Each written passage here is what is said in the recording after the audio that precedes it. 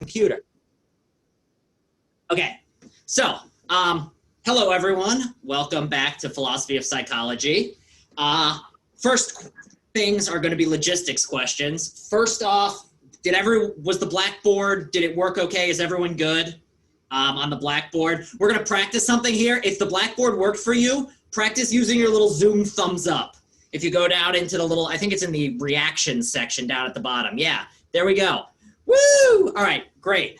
Yay, everyone's got this. I'm going to try to make this class a little more interactive than some of your Zoom classes. And so I will at various times be asking all of you to partake in the stupid little Zoom emotes. So I actually feel like you're all awake here and it's not just like a picture you're holding up in front of your screen of your own face. So that's that thing.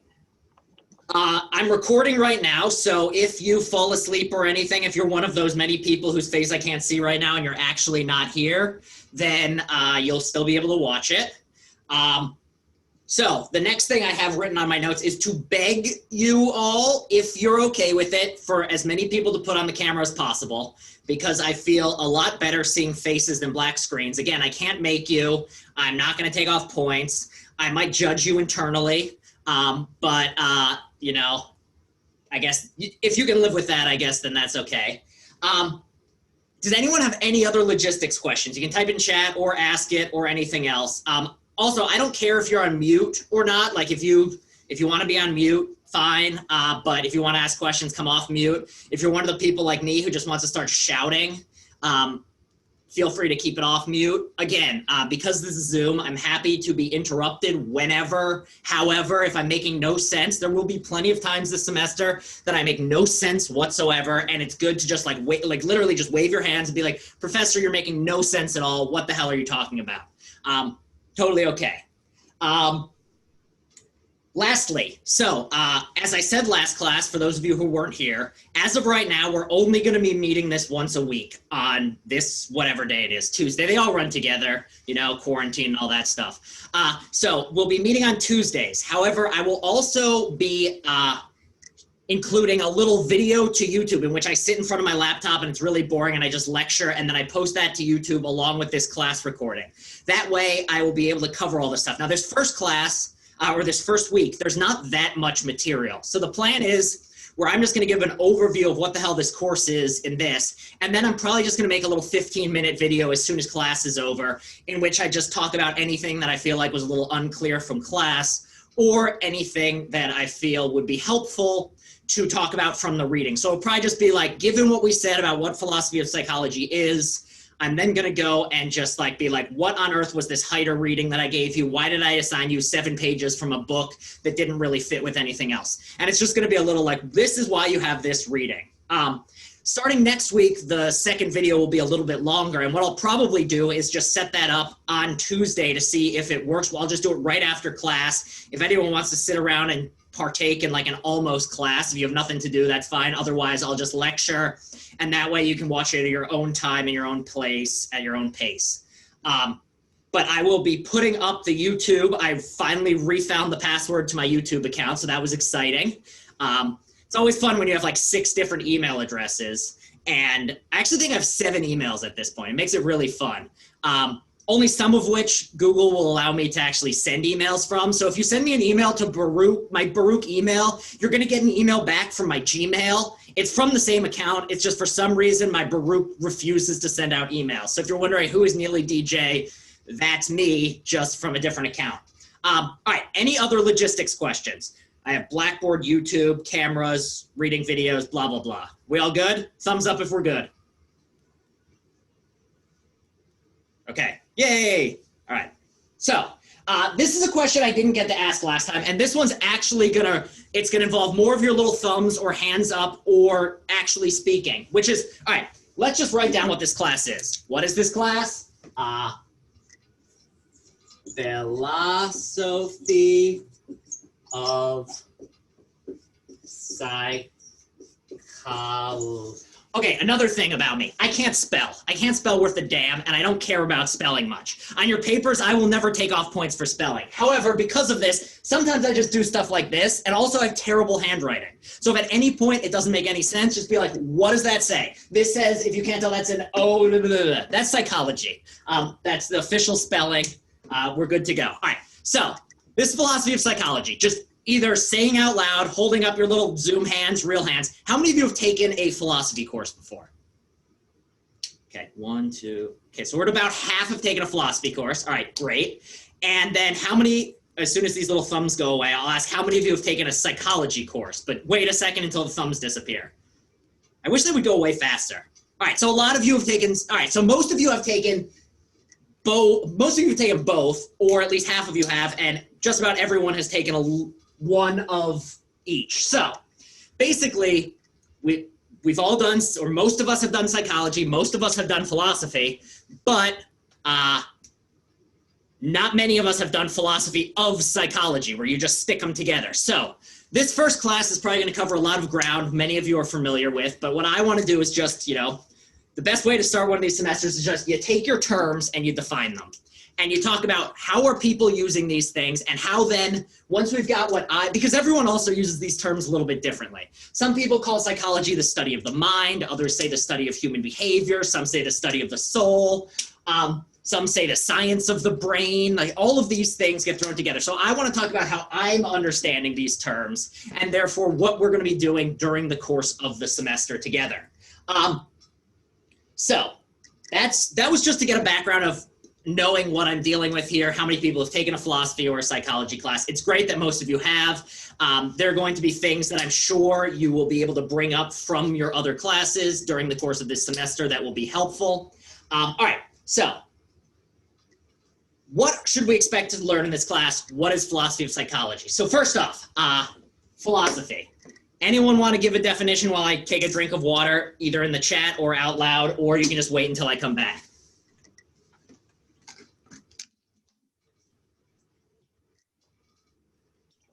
All right, so my philosophy, the way I understand it, my dad is he's a character. I could tell many stories about my father, but one of his favorite things to say is people ask, what on earth is philosophy to him? Like, what is your son spending his life doing?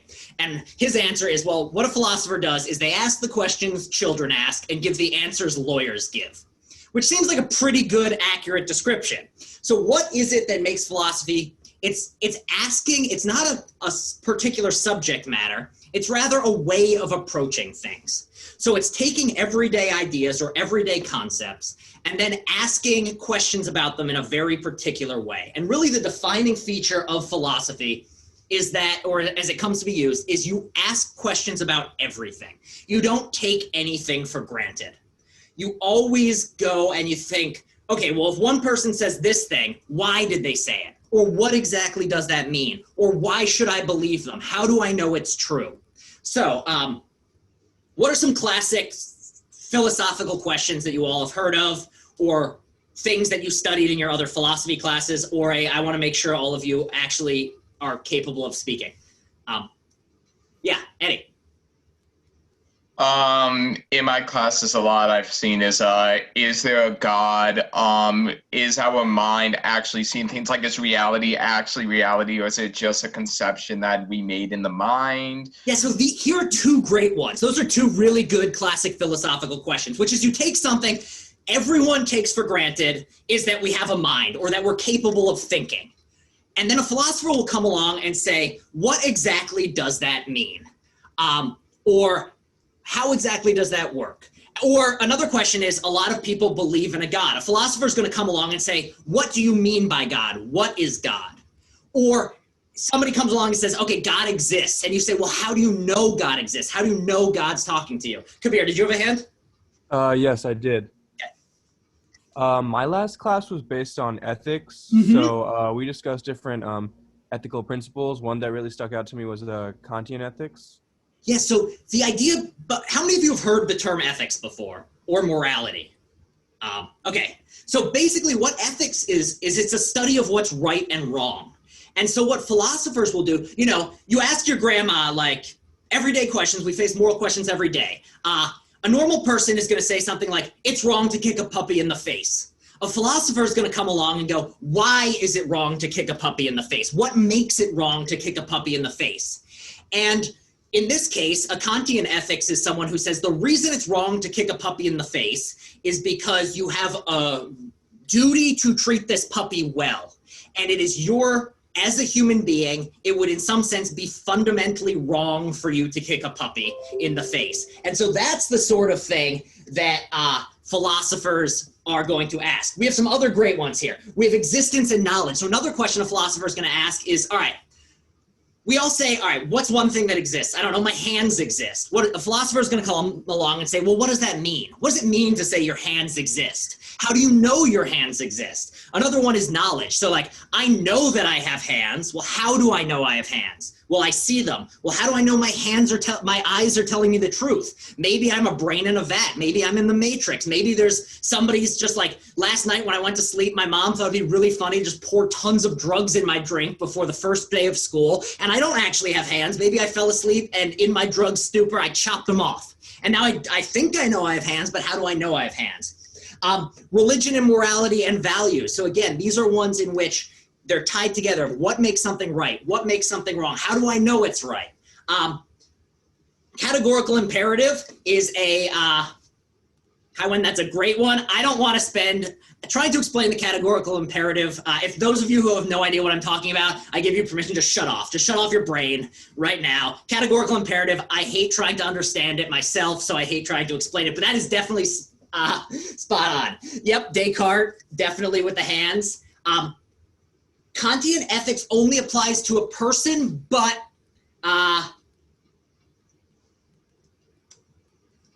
so actually, this is actually a really great point. Okay, let's see if I can pronounce Shangri. I'm sorry if I just butchered your name. But yes, I think there is a big issue with Kantian ethics around animals. Again, those of you who haven't taken a Kantian ethics class, I'm just having a conversation here on the side. If this doesn't make sense, zoom out or like zone out, whatever. But yeah, that's basically what we're talking about in philosophy. Another one, philosophy of math. Nadia, that's a great one. And what a mathematician, you all took math, 2 + 2 = 4. A philosopher is going to come along and say, yeah, but what's a number? What is 2? What are you talking about here? What does it mean to say that 2 + 2 = 4? Why does 2 + 2 = 4? How do you know 2 + 2 = 4? And then, Alan, this is a really good one. What drives our behaviors? And that's really what this particular philosophy class is going to be looking at. Is going to be looking at what is it that drives human behaviors, and what do we even mean by behaviors, and what are the things that underline those behaviors? So that's really what philosophy itself is. Now, the obvious question at this point is, why should you do philosophy, or what's the point? If you're a weirdo like me, you just find it interesting, and if you're a weirdo like me and you just like thinking, that's why you do philosophy. You just like to sit alone and think hard. I love doing that. I like reading very complicated things. I go down very strange Wikipedia rabbit holes for like long periods of time just because I like learning and trying to understand how all the pieces fit together. If you're anything like me, that's one reason to take philosophy. What are some other reasons, though? What is it that philosophy can bring you? Eddie?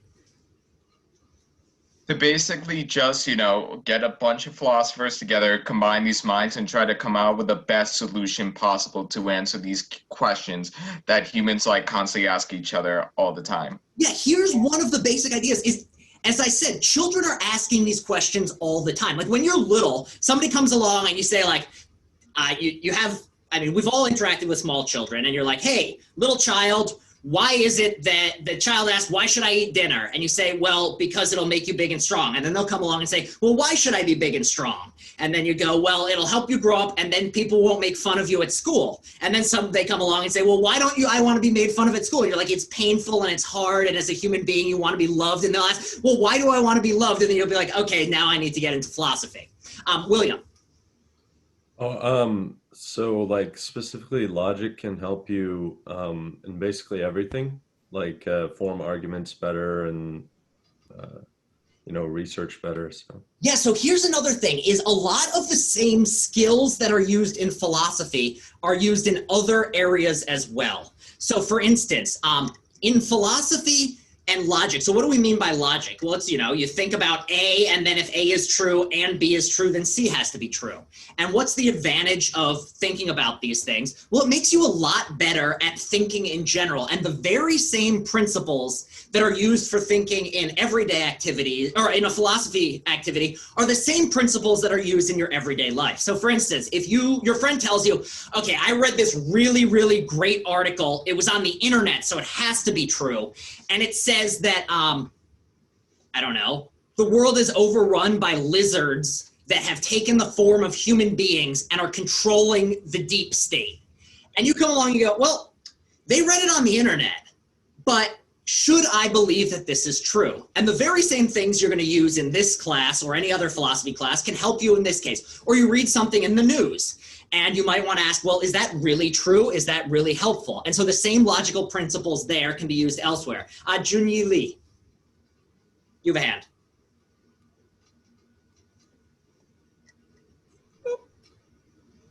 All right, I think we're muted. Was there anyone else with a hand? Lift your hands if you have a hand. Doesn't all quite fit on one screen. Last chance. All right. Sorry, I had my hand up. All right, where are we? So are we all good with just generally why we're doing this? And now the other thing is that it's very easy for human beings to make mistakes. We can take things that we think we know for sure, and then it turns out that we were wrong. And how do we know that we were wrong? Well, the only way you really figure out that you were wrong is you start asking questions about it. So, we come around, and back in the day, somebody came along and said, well, the Earth is the center of the universe. And somebody else came along and said, well, how do we know that? Why do we think the Earth is the center of the universe? And then somebody comes along and says, you're right. Let's actually consider what happened here. What happens if we think that the sun is the center of the universe and rather than the Earth? And then someone else came along and said, what if there's not a center of the universe? What if and now I'm talking about physics that I don't understand, so I'm just gonna smile. Also, other reasons that these things can be helpful is once you start asking philosophical questions about things which you thought you knew for certain end up changing, and you can end up learning things that you didn't know before. So for instance, we all think we know what time is. And then Einstein came along and said time is relative. Now, I don't fully understand what that means. All I know is that if you get on here's the classic one, is so imagine this is you, here's the Earth, you're say age 30, boop, boop, boop, boop. You have a child at age 30, so this child is now 0. Now, if you get on a spaceship and fly really, really fast far away, and then turn around, what's possible? If you go far enough and fast enough, when you get back, let's say you're 40 years old. How old is your child? Well, it depends on how far and fast you flew, but what's one thing that's possible? Your child might be older than you are because the faster you go, the more time slows down. Yeah, your child might be 50 years old. So this idea that why was it that Einstein was able to come up with this brilliant new scientific idea? He just sat there and thought, well, what if time's relative? What does that mean? And these sorts of things are important because if it weren't for relativity theory, things like modern computer chips that rely on important breakthroughs in science that rely on things happening almost at the speed of light and taking into account very subtle differences wouldn't have been possible if somebody hadn't come along and thought like, oh, let's think about time in a different way. So that's the other reason that philosophy just in general is important. All right, is everyone on board with the philosophy bit? If that last bit didn't make sense, join the club. I've never understood what it means for time to be relative. It hurts my head. So the next thing I want to do is what's psychology? Psychology. Okay, so I've broken it into two parts. Why? Well, because you can think of psychology as two different parts. So let's start off with the ology bit. What is an ology? Like, there are other words that, where else do we see this word? Yes, study.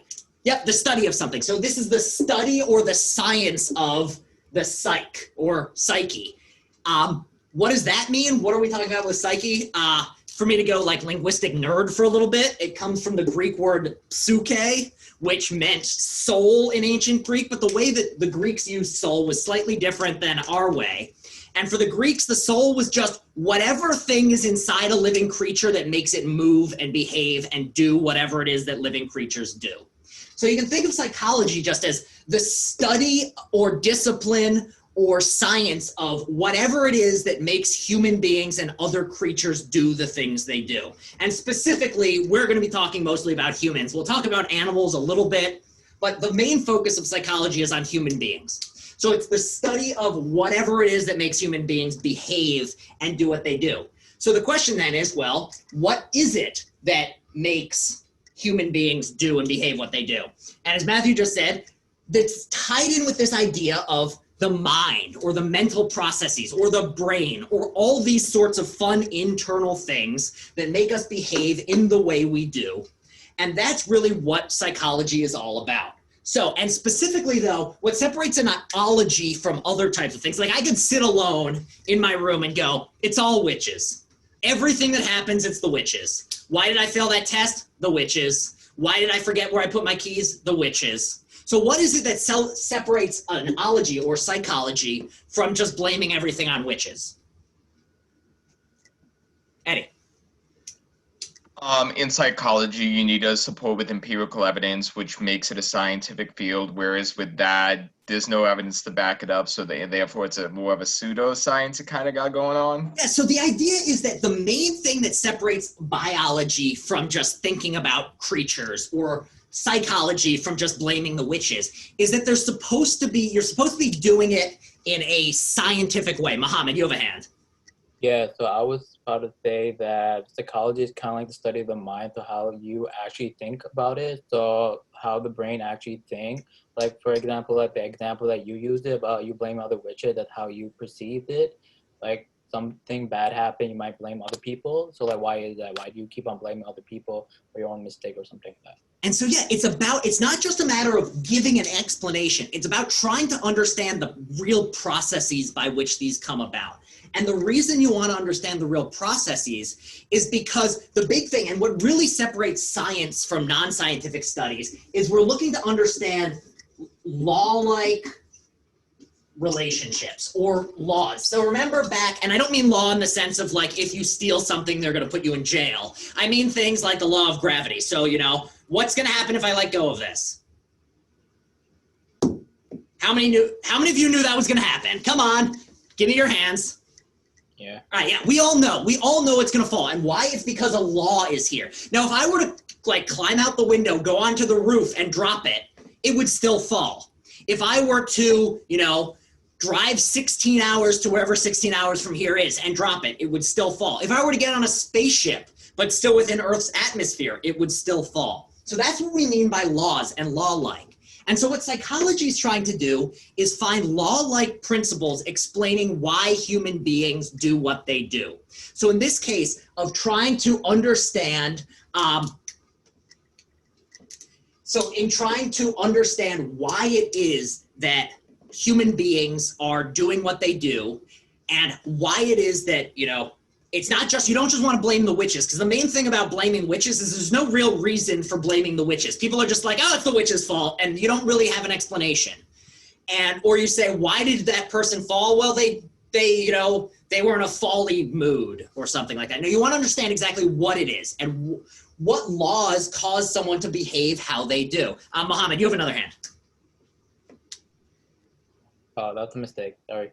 Oh, no worries. Yeah, if I call on you at any point and you just want to, it was an accident or anything, just let me know. No biggie.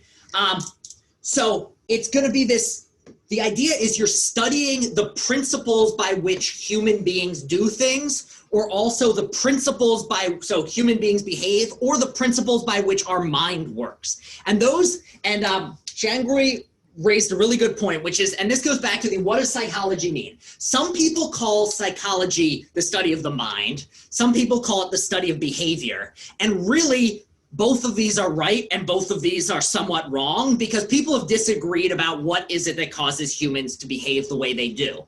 And what we're actually going to talk about early on in the semester is there are people who say you can never come up with a law-like descriptions of the human mind. Maybe that's because the mind doesn't exist. Maybe it's because it's so complicated we need to focus on something else. Other people, though, and what we're really going to talk about in this class is we're going to talk about, let's take seriously that there's a thing, a human mind. And let's take seriously the human mind follows law-like principles. And how is it that we are going to understand those law-like principles? What are they? How do they work?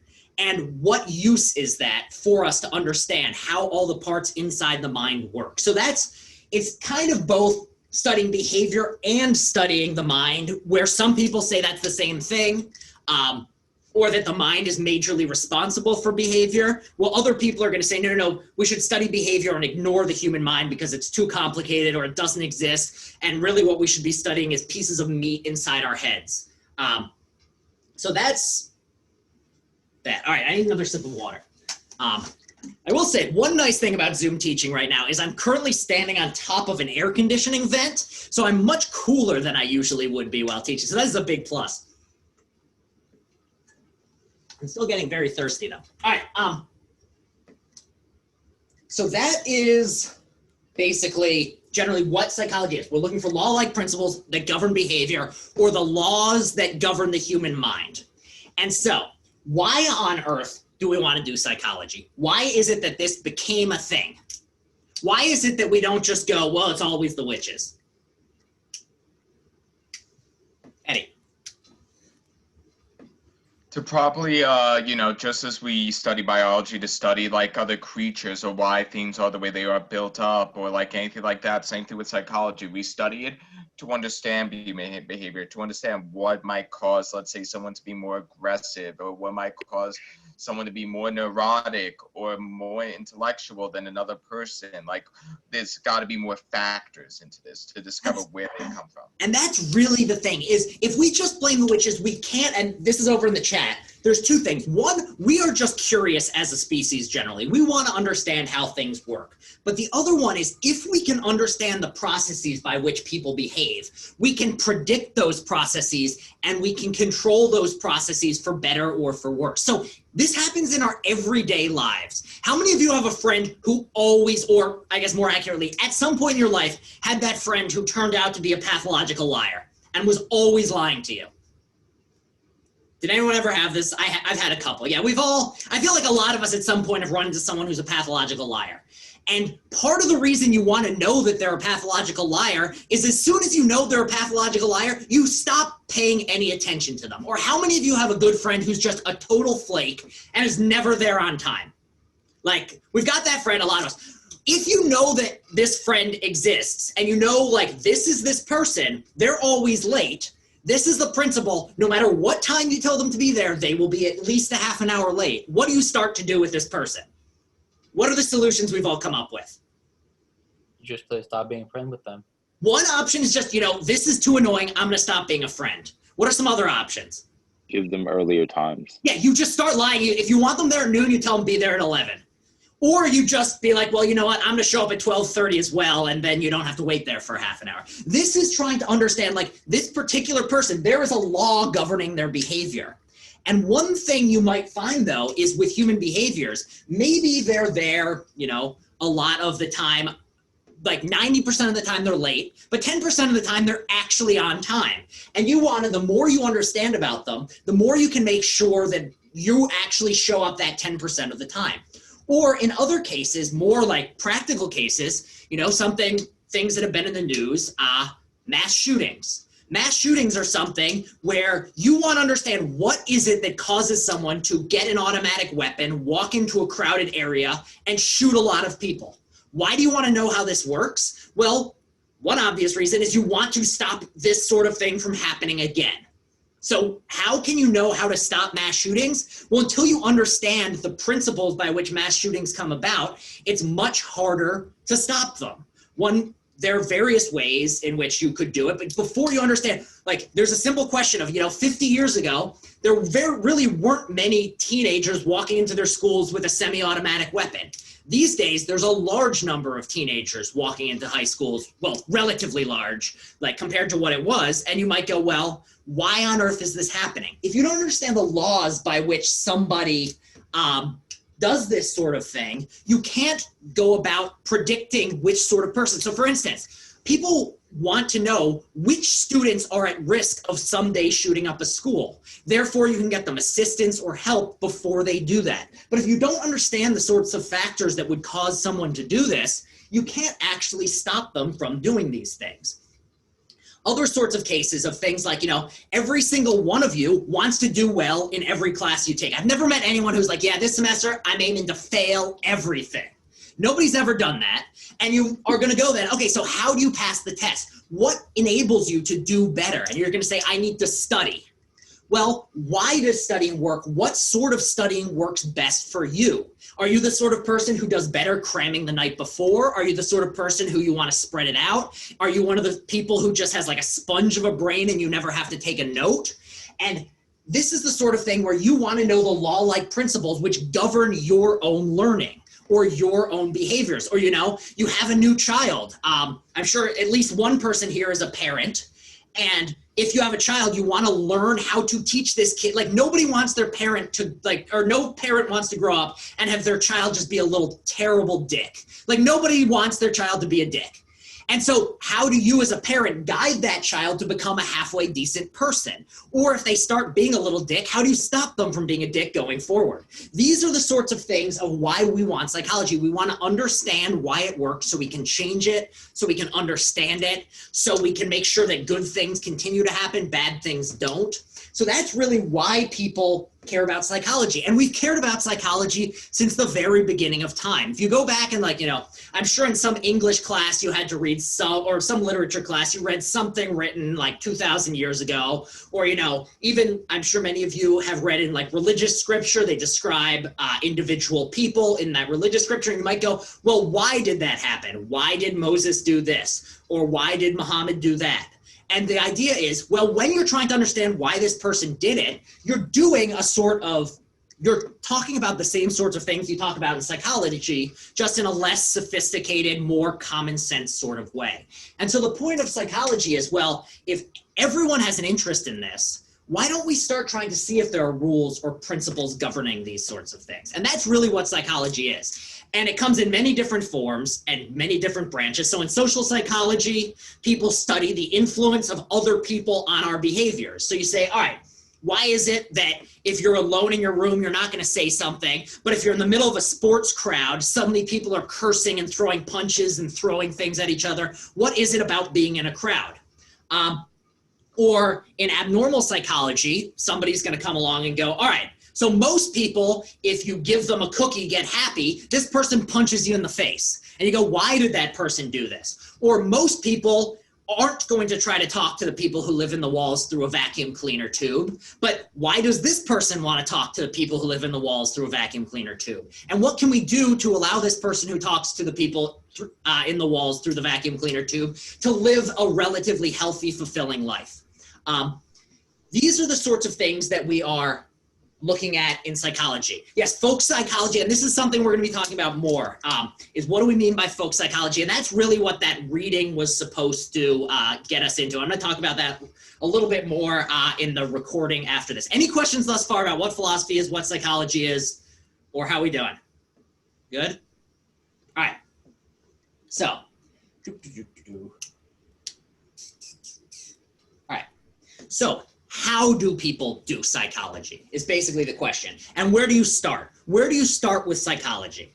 When you're trying to explain people's behaviors, where's the position we begin? So let's go with a little example. And this is actually, study common sense and folk psychology. So this is actually exactly it.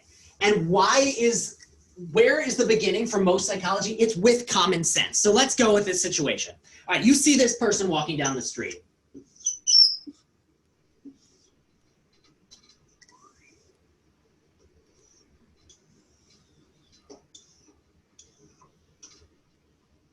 This is the worst one of these I've ever drawn.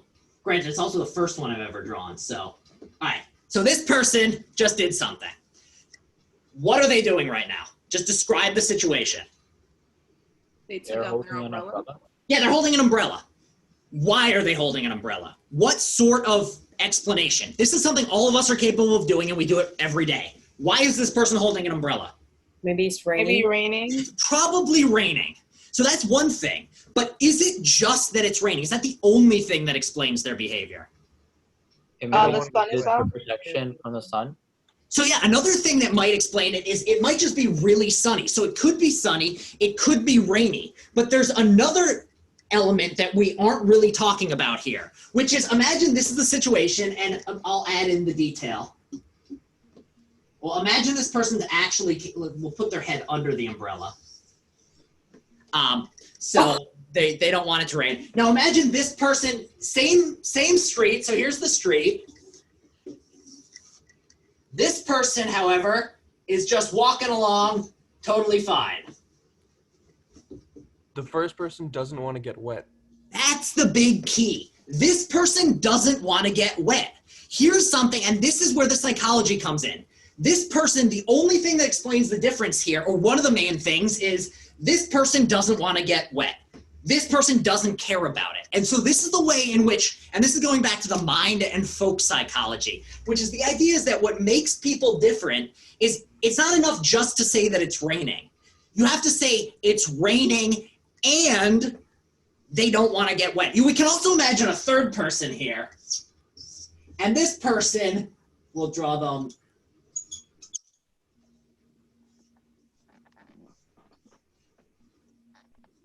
This person also doesn't have an umbrella. Why not?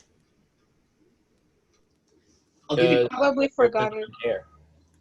well, let's just, this is me drawing a person who, you can imagine this person is, well, here we go. This would help.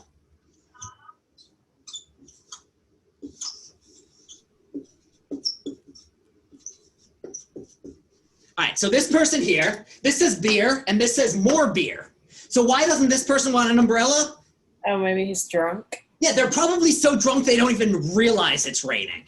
So there's this other element where to explain behavior, it's a matter of talking about what is happening, also though what people believe is happening. So this guy doesn't want to get wet and he believes or knows it's raining. This one knows it's raining but doesn't really care. This one would prefer not getting wet but is too drunk to realize they're getting wet. So these are the ways, and this is just everyday, ordinary folk psychology. Children are able to do this. If you give little kids these little drawings, it's actually really cute. I'm probably going to try to find these at some point in the semester to show people. If you show people these little Pac-Man figures, even little tiny babies, oops, switching markers. So you have one Pac-Man here, and he looks happy, and then you have another Pac-Man here, and he looks sad, and then you show this Pac-Man come over here, and then this one suddenly has a happy face. You ask them, like, why is that? Why did that, what happened? And the little kid will be like, oh, what happened was this one talked to this one and made it happy. Or you show them, like, this one isn't moving, or he's moving really slowly. Then this one comes along, and then they both together move really quickly this way. And what people, like little kids will be like, well, that one pushed that one. And these are the sorts, and it's like, why did it push it? Well, it wanted it to move faster. And so these are the ways in which even little tiny kids, we have this idea of everyday, ordinary folk psychology, which is the foundation of more complicated psychology. You say things like, why did that person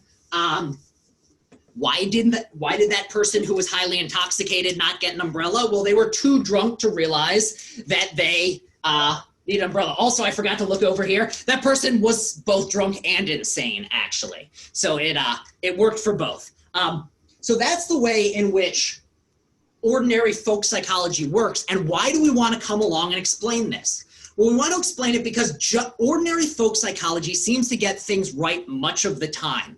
But there's also a desire to go past that. So there's a desire to explain, why is it that if people do have generally pretty rational ideas or they think in certain ways, why is it that all of a sudden they don't always behave in a way that you'd predict? Or why is it that people change depending on their environments? Why if you're, I mean, A classic case is, why is it that you say things around your friends you would never say around your parents? Why is this the case? What goes on here, and how can we use these facts to influence the way people talk? If you want somebody to behave more politely, how do you influence that? And so this is what psychology is, taking that core of common sense and saying, which parts of it are right, which parts of it are wrong, and how can we be more specific about it? What exactly is the influence of being around a bunch of other people? How much does the fact that someone else looks like you or doesn't look like you affect your behaviors?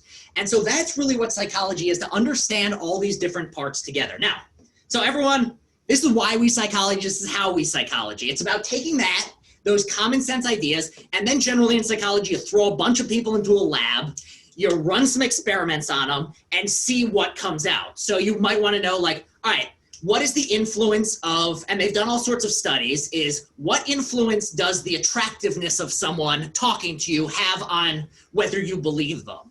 And they've found over and over again that if you have a really ugly person talking to you and trying to convince you of something, it's a lot less effective than if a very pretty person talks to you.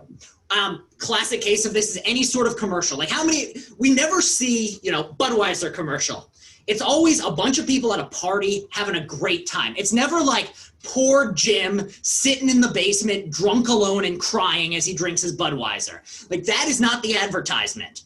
So why is it this case? Well, because advertisers know their psychology and know that human beings respond to attractive people more. So psychology is about trying to understand, and like, what if this person is attractive but looks nothing like you? Well, which one matters more? And how much does implicit racism play a role in this? If you are explicitly racist, then maybe even if it's a beautiful person, if they're of a different race, they're not gonna, et cetera, et cetera. And then also things like, all of this ties in with social media. Social media groups are incredible. Facebook's job is to try to get you to spend as much time as possible on their webpage. And how do they do this? By exploiting your psychology. Phones are designed, like Instagram is designed to make it addictive. Like the program is designed, and how do they do this? Well, they know about how human psychology works. And how have they done this? Well, they've read up on the experiments, they've done experiments themselves, they've done focus groups. All that is how the psychologizing works. I've heard that the Instagram notifications, the swipe down feature on the notifications page, when it pops up, it's supposed to mimic like a lottery of some sort. Yeah. Or what is it? Like Vegas casinos. Yep.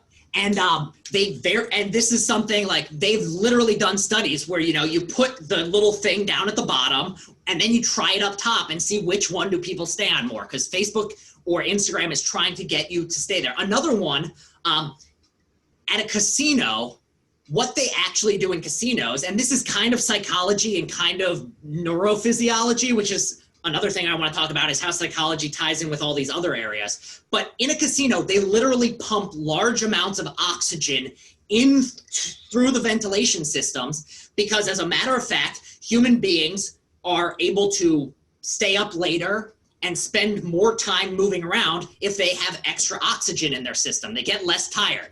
So therefore, if you're a casino and you want people to spend more money into the late night, well, you just put them there and you pump oxygen in, and then they're up all night losing money. So these are the sorts of ways in which these sorts of psychology things tie in and influence, and how these sorts of common sense stuff then combines with studies and experiments to try to find out and get exploited by people. And this kind of goes back to our philosophy point from before, which is, what's the best way to avoid getting manipulated in these ways? Well, the more you pause and critically think about these things, the more you use your logical brain and pause and ask questions, the less likely you are to realize, like, oh, the reason I'm not tired is not because it feels great to be winning in gambling. It's because the casino's pumping me full of oxygen and I'm being manipulated. So those are the sorts of, that's all the sorts of how, why, what with psychology. We've got psychology, we've got philosophy. Now, what are they together? What is philosophy of psychology? You just stick them together. You take the principles and questions and ideas from psychology, and then you just ask the questions about them that a philosopher would ask. You just take these ideas and you go, all right, but what's that? Or how does that work? So for instance, going back to our little person under the umbrella, the drawing's getting worse. They now have a balloon. But this person under the umbrella, you might want to go, what does it mean to believe that it's raining? Or why does this person believe that it's raining? Or we found out that certain people, like we want to change their belief that it's raining.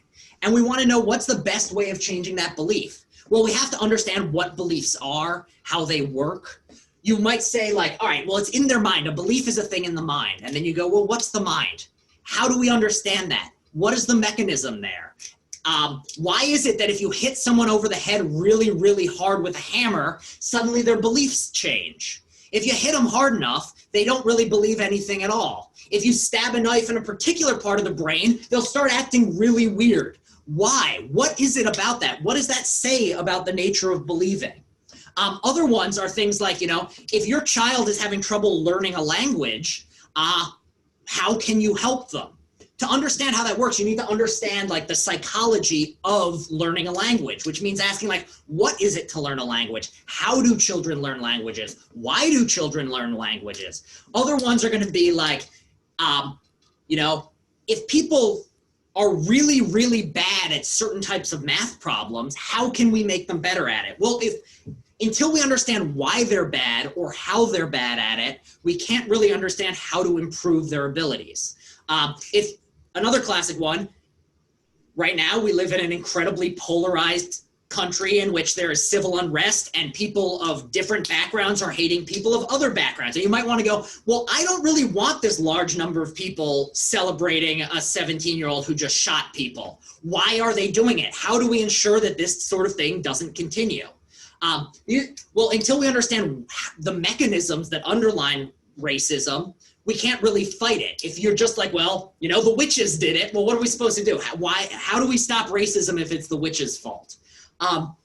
And so these are the sorts of things, and this is what philosophy of psychology does, is it takes the sorts of understandings in psychology and asks, what is that? Or why is that? Or how does that work?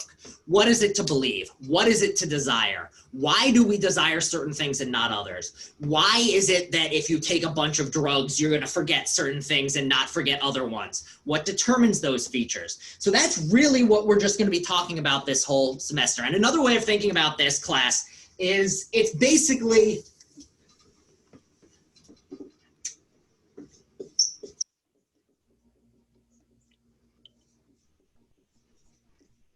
it's a class in cognitive science. So philosophy of psychology, cognitive science, all these things are just fancy terms where basically somebody, I want to say in the 70s, decided, you know what, there's all these different people who do psychology and philosophy and neuroscience and linguistics. Let's give them all a roof to hang out under so they can talk to each other and actually get funding. So what they started doing is calling it cognitive science. And all cognitive science is basically the study of how humans think, which means what is it to think, how they think, how do feelings impact what we think? Why do children think differently than adults? Why do children learn the way they do? How do they learn? What is the connection between what's going on in the brain and how we think? Like, you might know that a certain brain area lights up whenever somebody does something, but why does that matter? How does it work?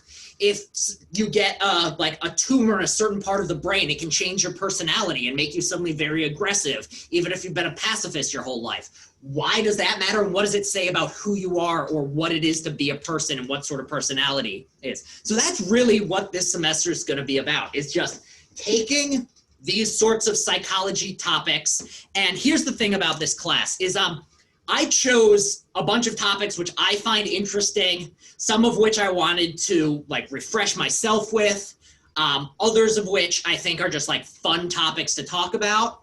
And some of them are things which maybe you all are going to find boring. So like, for instance, I've got a few weeks about language. If all of a sudden after week 1 of language, it's terribly tedious to everyone who isn't me, just let me know. This syllabus is very flexible.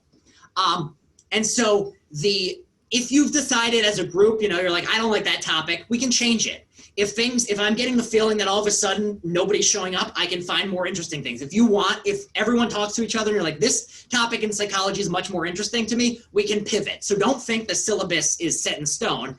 And the other side of this is cognitive science is an area, or psychology is an area which people spend their lives on.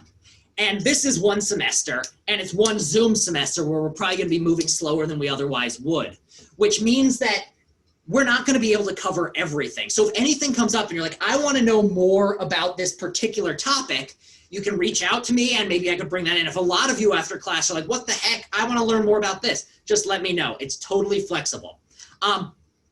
And so the first topic, and this is actually, Daniel, this is a really good tie-in, which is questioning the idea of psychology is one thing which you can do in philosophy of psychology. And that's really where we're going to start this semester after this class. So next week and the week after, we're going to be looking at people who came along and said, all right, our goal is to explain human behaviors and human functioning in law-like ways. And beginning with common sense psychology is not the way to do it. Common sense psychology is just wrong and it's flawed and we need a different method. And basically, most cognitive scientists today disagree with that. And I'm in the camp of people who believe that, no, we need to begin with ideas like beliefs and desires. But before we do that, it's worth looking at these people who've come along and said, no. There's no point talking about the mind. We can't ever have a science of the mind. We need to have a science of something else. So we're going to start off next week with behaviorism, which is this, I'm sure those of you who've taken psych class have at least heard of it. And it's this idea that the only thing you need to study are the inputs and outputs of a human being or other animal. So what explains why you eat? Well, you see food. What explains why you do this? Well, you see that, or you're around this, or in the past you have seen these sorts of things. And we're going to talk next week about that view and then why these days very few people accept that behaviorism is right and why more people moved in the direction of, no, we need beliefs, we need desires if we're going to understand things. And then the class after that will be at a flip side or another way of questioning the basics of cognitive science or the basics of the mind. And these are people who say, look, common sense psychology is just, it gets things wrong all the time. If we're going to come up with a science, we need to do it in terms of brains. We need to say that what it is to believe something is to be in a certain brain state with these electrical charges and blah, blah, blah. And what we're going to say in response to that is there's going to be various arguments for no, that's too hasty. We shouldn't throw out our common sense ideas. We should look at them, take beliefs and desires and ideas seriously. And this will have a place with brains, but psychology should still exist. And it should be something that we value outside of just defining human brains. So that's what the next two classes are going to look like. Does anyone have any more questions in the here and now about anything? Anything at all? It looks like we're going to end a little early today. And as I know some of you came in late, so I'll just, after I check and make sure whether there's any more questions, I will just give another little spiel on what's going to happen after this class in terms of the rest of this week. Any questions, comments, concerns? We good? All right. So, Daniel, is there any homework? And so, is there any homework? So this is what I wanted to say next. There was a reading assigned for today by an old, I want to say it was in the 50s, psychologist named something German that starts with an H. I can't remember exactly what it is. It's on the syllabus and in the Blackboard though. So what I want to do is right now, I'm going to, as soon as this class is done, I'm going to post this recording that is happening right now to the YouTube. I'm going to then post the YouTube link on the Blackboard, and I'm also going to record a little like 15-minute spiel of what Hyder, thank you, why I assign the Hyder reading and how it fits in.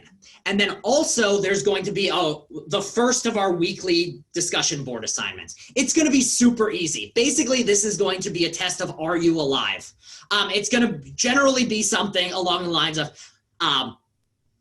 honestly, I don't even know if it's going to have anything to do with the reading. The first one might just be like I have not gotten to talk to any of you in the person. Only a few of you have heard your voice. Only some of you I've seen your faces. It might just, the first weekly assignment might literally just be like give me a paragraph about yourself. You cannot fail this. Even if you make everything up, that's fine.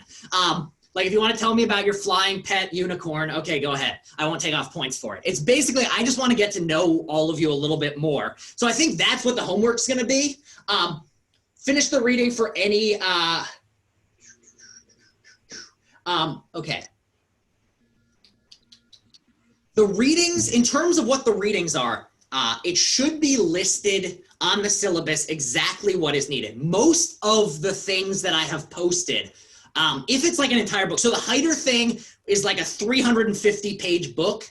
I PDF took 7 of those pages and that's all I gave you. If you want to see the rest of it, go ahead, but all you need to read are those 7 pages. And even that, this one was just really the point of, I'm not going to do a recording after this. It'll just be included in here. I'm going to force this upon you all right now. Basically, the only reason I wanted you all doing the Heider reading was to show the way in which common sense psychology as an idea of beliefs, desires, can be taken by scientists and psychologists as the baseline beginning point for everything that comes next. So psychologists they're not throwing it out. They're not going to start by trying to come up with a theory of witches. They're starting from beliefs and desires and common sense. And I chose Heider just because he's one of the first psychologist who actually uses the term common sense psychology to describe where we begin. And he gives a nice little explanation in there of why you should begin with common sense when you're doing psychology. And one of the things he says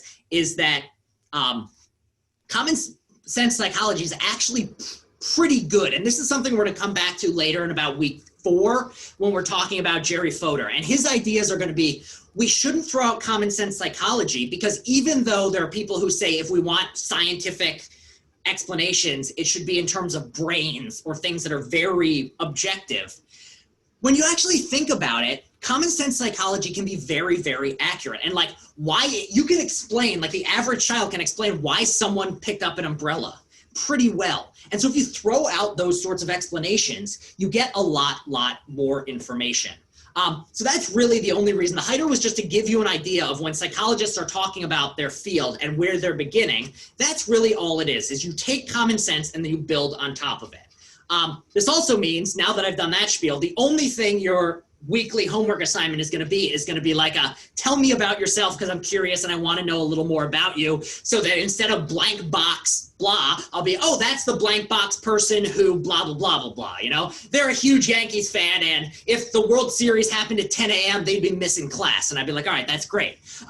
That way I just have something more about you all other than your names.